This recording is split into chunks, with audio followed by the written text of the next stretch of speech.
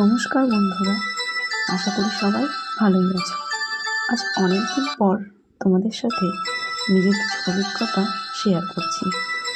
মাঝে অনেকগুলো দিন কেটে গেছে, আমি নিজের কিছু কথা বা কিছু অভিজ্ঞতা সবার সাথে আর শেয়ার করে উঠতে পারিনি।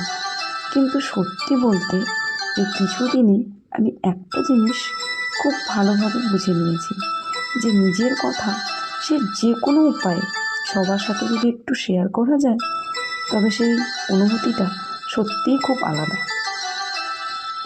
সময় সময় আমাদের যেমন ভালো দিন দেখায় বা সুখের দিন নিয়ে আসে আমাদের জীবনে, ঠিক তেমনই সময় দুঃখের দিনও দেখায়।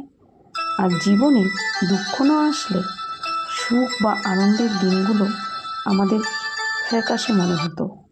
সুতরাং জীবনের সুখ বা আনন্দের সাথে সাথে দুঃখটাও সমভাবে জড়িয়ে থাকে আমাদের জীবনে।